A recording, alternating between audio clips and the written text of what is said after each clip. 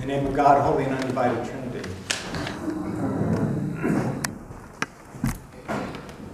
How many of you have heard the Golden Rule? Okay.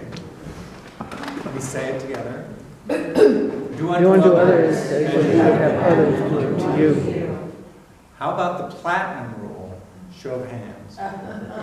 Oh, yeah. Okay, we can say it together.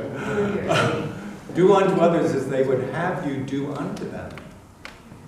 Do unto others as they would have you do unto them. Now, here's a quick and easy way of teasing out the distinction. So, I'm shopping for Jane for Christmas. And I know what I'm going to get her. I'm going to get her a new camping stove. Well,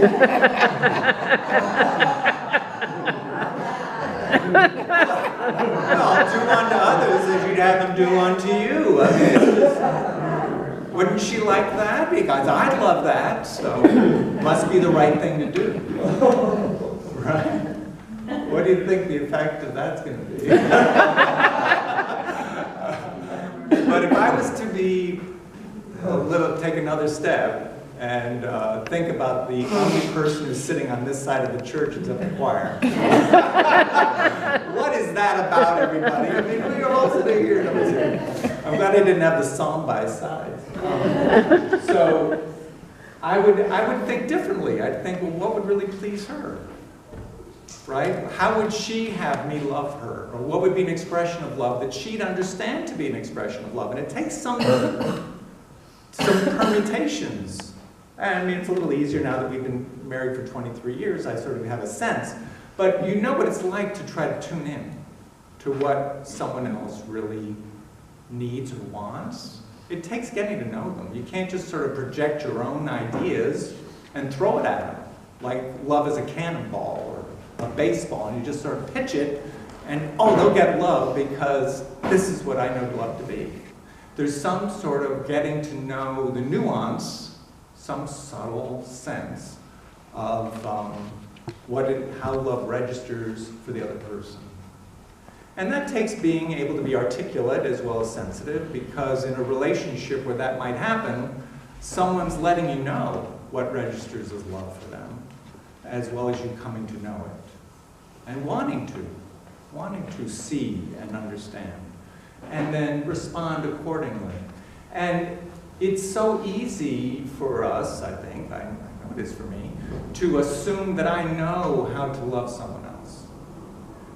Especially as a priest, it can be sort of scripted, what you're supposed to do for someone who's sick or hospitalized, or how you behave, and that if you behave that way, they'll know they're being responded to in a loving way. And it's not so. It takes getting to know the other person. And there are ways that might be scripted, this is what you're supposed to do, that doesn't register with the other person as being at all what they want or need or expect at their time of need. It takes some communication, some seeing, which was the heart of the story in the gospel today. When did we see you? When did we not see you? Well, what about the seeing? Because it wasn't that these interactions weren't happening, but there was something missing in terms of the communication. It was a seeing without seeing. It was an interaction that was perhaps just scripted and formalized, or where their assumptions had come into the interaction, and which just was sort of like, well, I'll just do what I do. And it seems that the gospel is asking us to be a little bit more awake, to know that in gifting my wife at Christmas, I don't give her a camping stove. It takes a certain sort of a level of alertness. And that's an easy one and a laughable one to speak to. But I think it goes a lot further. That in a lot of our interactions, we have assumptions that fill in. And we miss seeing what's actually in front of us because we have an idea of what this circumstance calls for in terms of a response. And if the other person doesn't accept that response, it's easy to blame them rather than understand I'm not tuning in. I'm not seeing what's actually in front of me. And if you think about it, you've had experiences like that, haven't you? Where you're being treated as if someone knows what you need or want or should have at this moment. And they're making an assumption. And there hasn't been sufficient communication or sensitivity that allows you to actually respond to the person, and for the person to be responded to that comes out of an authentic communication about who we really are and what we really need, what's really needed, needful in the moment. And it's about that sort of separation, that discrimination, that sorting, that in this very dramatic way Jesus addresses in terms of the sheep and the goats and the sorting things out, is the lack of attunement. And what happens through lack of attunement? Well, there's this great drift that takes place, and we all go into some sort of sleepwalking that has to do with scripted, conditioned ways of behaving one with another that sort of get us by, and it's useful. It's all needed to a degree. We all function with it usefully. But that can't be the only thing going on. That if we're people who carry the love of Christ, there is some experience that comes with that of both feeling that we've been seen and known and responded to authentically, but we also look for opportunities to respond to others in that authenticity as well, with a perception of who this really is who's standing in front of me. And that can happen anywhere and at any time if we're alert to it and we aren't just sort of sleepwalking always. We're sleepwalking sometimes, and maybe most of the time, but sometimes there can be an opening and something's happening and you can sense, can't you, the feeling that this, oh my gosh, who is this in front of me? And that can happen with a spouse, and it can happen with someone at a checkout counter, where it's like, oh, something authentic is happening here. There's a connection. It's not just the scripted conversation, but something is happening for which there is, it's hard to find the language. Something real is occurring. And then the separation of the sheep and the goats becomes rather a blurry thing. It's just like, here we are.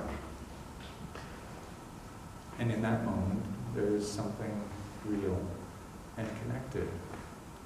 So we need the things that are scripted. We need to have the things that happen as a matter of course. We need the planning and all the preparation. But then if that's all there is, there's a problem. Oh, there's a missed opportunity, because in the midst of the things that we plan, in the midst of the things that we do, there can be a little bit of space that allows for something that is unpredictable to arise and happen. And it takes us having that sort of subtle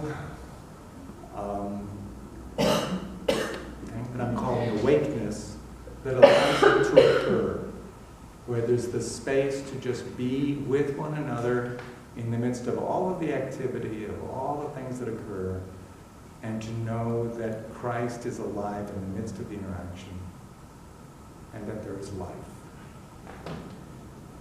Life includes a lot of scripted activity and a lot of conditioned activity. But the life of Christ that is pointed to in the Gospels is an unpredictable moment of connection where the other is seen and Christ is in the midst. And love is known as being real and alive. And that's what we gather for. And we gather to gather into our lives through communion, is that Jesus is alive in our midst, and we do things which are predictable and scripted every Sunday. We have a liturgy that we follow, and then when we gather and we receive the host and the bread and we receive the wine, we are reminded that life is in the midst of all that we do, and in interacting one with another, something unpredictable can always occur, which is the life of Christ made present to us through one another.